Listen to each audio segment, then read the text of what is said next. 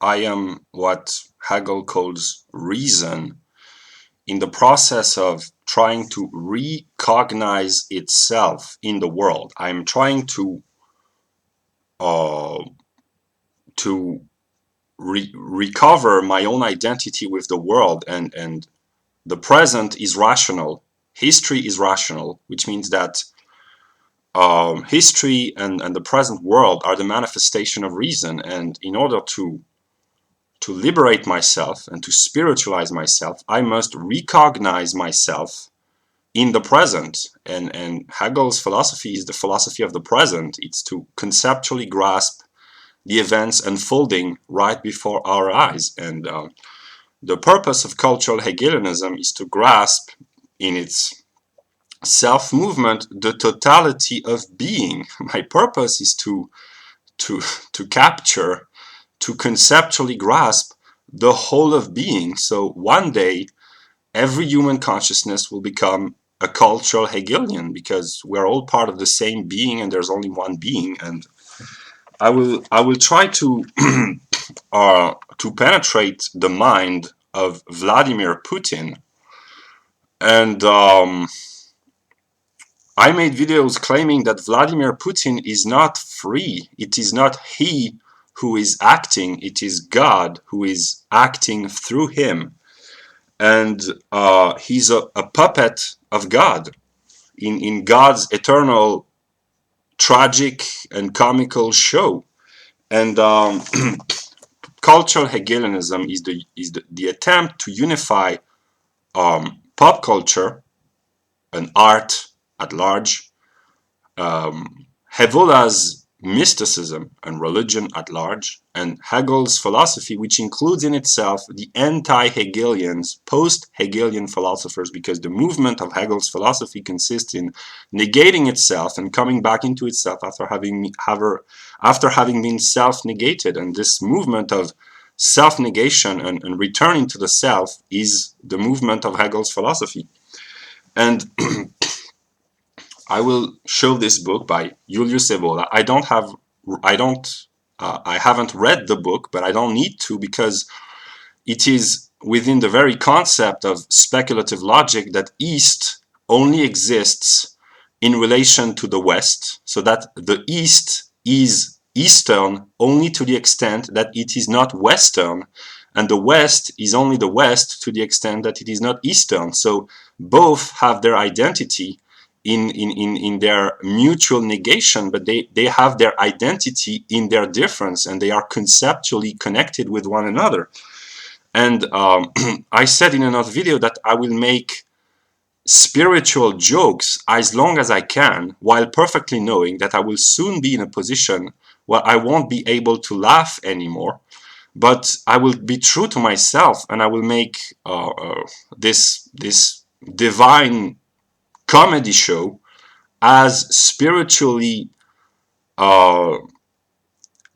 profound as can possibly be. And the great irony about the current geopolitical events is that in the Western far-right circles, the white nationalists fantasize about Russia as being some sort of salvation for the white race, because they are the most powerful, predominantly white country which is not yet on the path of committing suicide. So they want to emigrate to Russia, or they fantasize about Russia being the embodiment of masculine traditional values. And now Russia is turning against the West. So the white nationalists who fantasize about Russia are in a position of trouble, because their fantasy is turning into its own opposite. And yeah, I will try to explain what happens in the mind of Vladimir Putin, because what is happening is that the whole world is focusing on Vladimir Putin, who is currently the main villain. He's in the Western media, he's presented as the villain. and people are trying to understand him, and they spontaneously and unconsciously produce a speech which uh, connects the emergence of Vladimir Putin and the reason for Russian imperialism into the broad historical context. So those who are against Russia and against Putin are unconsciously producing a speech which explains why Russia and Putin are the way they are. And it's a self-producing knowledge, because we learn by reading the daily news, we learn about how geopolitics work. We learn the history of Russia, the personal history of Vladimir Putin, his childhood, his teenage years, his young adulthood, and it's the very Hegelian idea that one cannot understand anything without understanding everything, because a thing is in a conceptual, logical unity with something else, because something else is contained within the very concept of something, because something else is that which gives its limitation and therefore its being to something. So at the very beginning of Hegel's logic, it is implied that in order to understand any event, any fact, anything, one must understand the totality of being in its historical and conceptual development. And I am starting to wonder that maybe the sole reason for the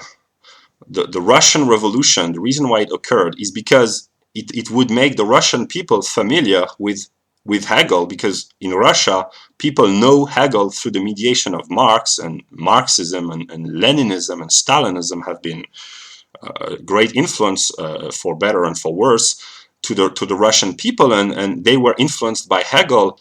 And today we can find the texts and the writings of Hegel on the website Marxist.org, because the modern Orthodox Marxists believe that Hegel is a Marxist, a proto-Marxist thinker, but they don't understand Hegel, because Hegel is beyond left and right, beyond Marxism and anti-Marxism, because Hegel is the unity of all opposites. And yeah, I will read passages from an article titled "Within the Mind, Within the Head of Vladimir Putin."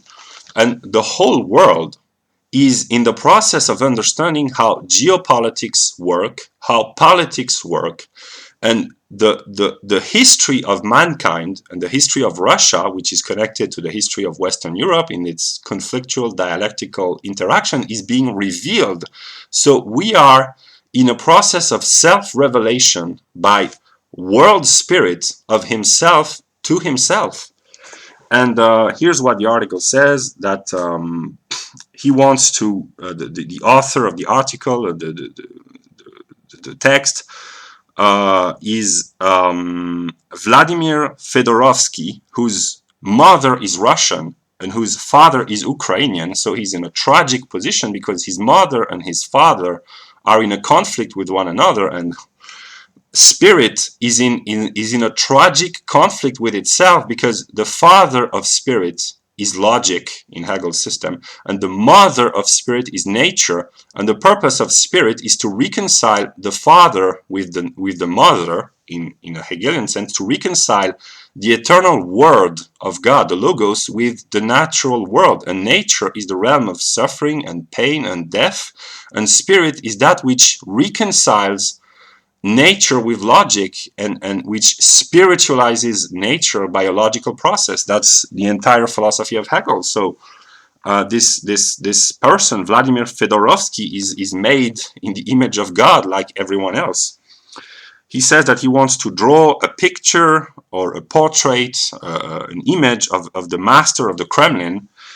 The events, he wants to tell the story of the events which have structured the master of all Russias. But if you want to explain why Vladimir Putin is the way the way he is, and the reason for his being and his mindset and his beliefs and his political, philosophical and religious ideologies, you have to reconstruct the whole of world history, because Russia is connected to the history of Western Europe, to the history of Asia.